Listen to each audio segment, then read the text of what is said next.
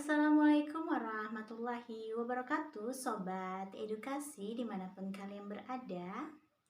Perkenalkan saya Noviani, NPM 30619566001. Di video kali ini, Novia mendapat tugas dari dosen Novia yang terhormat Ibu Rahidatul Laila Agustina Magister Pendidikan selaku dosen pengampu pada mata kuliah pembelajaran IPS SD 2. Dan di video kali ini Novia akan mensimulasikan atau mempraktekkan materi IPS SD kelas 4 yang berjudul komponen peta.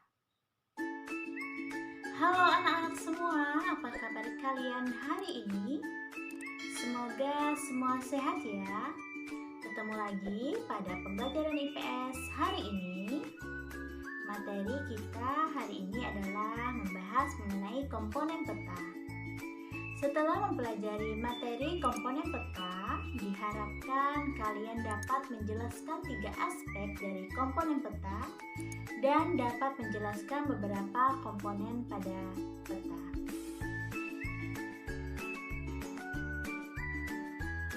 Di video kali ini kita akan mempelajari tentang komponen peta. Sebelum ke pembahasan komponen peta, hal yang perlu diperhatikan dalam pengaturan komponen peta adalah 3S. Apa itu 3S? Yang dimaksud 3S atau 3 aspek adalah selaras, serasi, dan seimbang.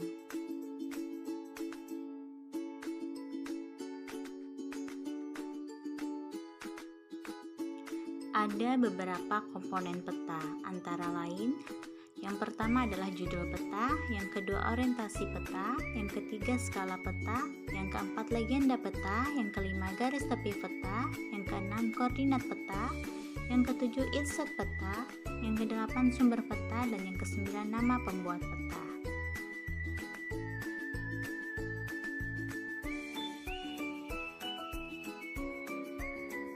Judul peta. Judul peta merupakan komponen utama pada suatu peta, membuat informasi tentang tema peta, lokasi atau daerah yang dipetakan, dan tahun pembuatannya khusus peta dengan tema data yang dinamis. Selain itu, judul peta harus mencerminkan isi dari pokok peta. Contohnya, yang pertama adalah peta persebaran batubara di Indonesia. Contoh yang kedua, peta penggunaan lahan Provinsi Kalimantan Timur. Dan yang ketiga, peta administrasi Kabupaten Cilacap.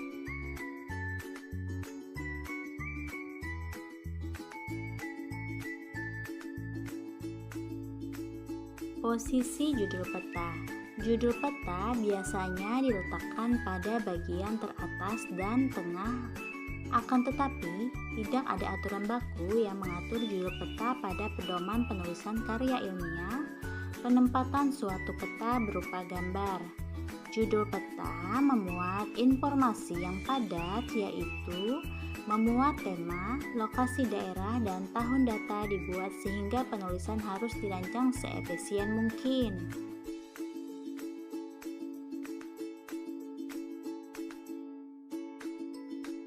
Berikut ini adalah contoh dari judul peta.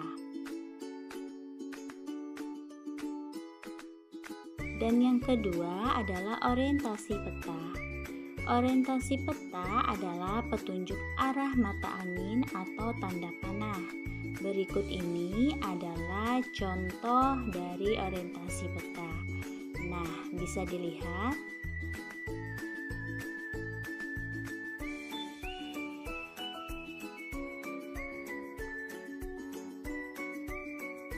Yang ketiga adalah skala peta. Pengertian skala peta. Skala peta adalah perbandingan jarak antara dua titik peta dengan jarak sebenarnya atau jarak horizontal kedua titik tersebut di permukaan bumi. Berikut ini adalah contoh dari skala peta.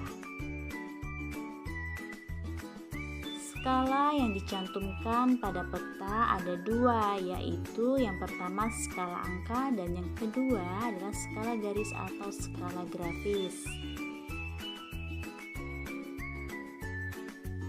Dan yang keempat adalah legenda peta. Pengertian legenda peta. Legenda peta merupakan kunci peta sehingga mutlak harus ada pada peta. Berikut ini adalah contoh dari legenda peta. Bisa dilihat? Ya.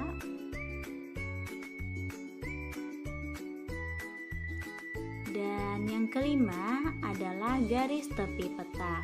Pengertian garis tepi peta yaitu garis tepi peta atau garis bingkai peta merupakan garis yang membatasi peta tematik.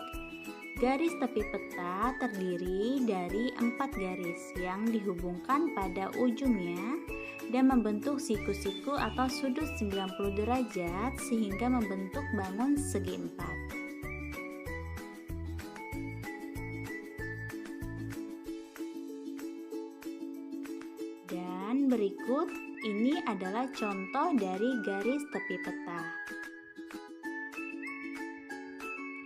Dan yang keenam adalah koordinat peta.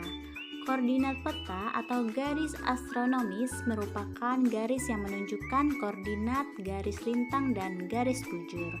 Apa yang dimaksud dengan garis lintang dan garis bujur? Iya, garis lintang adalah garis hayal yang melintang di atas permukaan bumi dari arah barat ke arah timur sejajar dengan garis khatulistiwa lintang 0 derajat. Sedangkan garis bujur adalah garis-garis hayal yang vertikal menghubungkan titik kutub utara dan titik kutub selatan.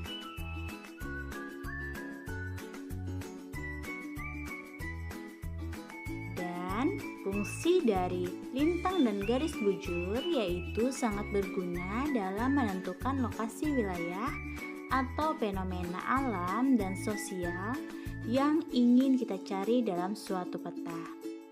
Berikut ini adalah contoh garis lintang dan garis bujur. Garis lintang adalah garis yang horizontal dan garis bujur adalah garis yang vertikal.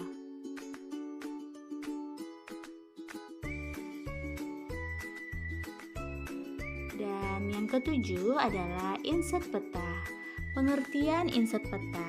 Inset peta adalah peta yang berukuran kecil yang disisipkan pada peta utama.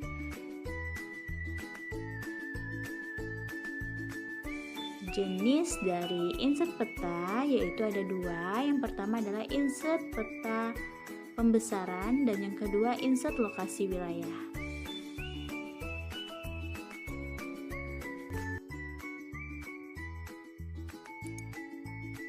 Dan berikut ini adalah contoh dari inset peta.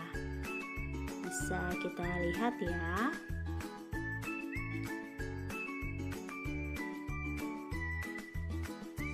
Adapun fungsi dari inset peta, yang pertama adalah inset pembesaran peta berfungsi untuk menerangkan informasi penting dari suatu pulau. Dan yang kedua adalah inset lokasi wilayah berfungsi untuk menjelaskan lokasi suatu daerah pada cakupan wilayah yang lebih besar lagi.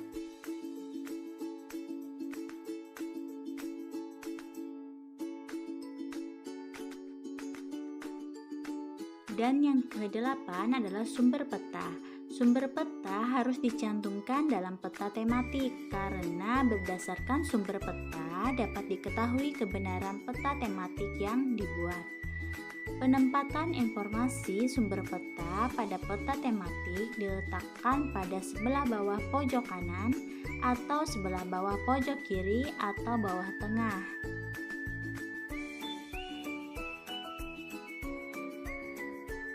Dan berikut contoh pembuatan sumber data dikemukakan sebagai berikut. Dan berikut ini adalah contoh dari sumber peta. Yang kesembilan adalah nama pembuat peta. Nama pembuat peta adalah merupakan pihak atau nama lembaga yang telah membuat dan mengeluarkan suatu jenis peta. yang dicantumkan dalam peta itu sendiri. Beberapa contoh dari penulisan nama pembuat peta. Cukup sampai di sini pemaparan mengenai materi kita hari ini, yaitu bertemakan komponen peta. Semoga bermanfaat tentunya untuk kita semua. Terima kasih sudah menonton video saya yang membahas tentang komponen peta. Saya Novia, pamit undur diri. Billahi taufiq wal hidayah. Assalamualaikum warahmatullahi wabarakatuh. Sekian dan terima kasih.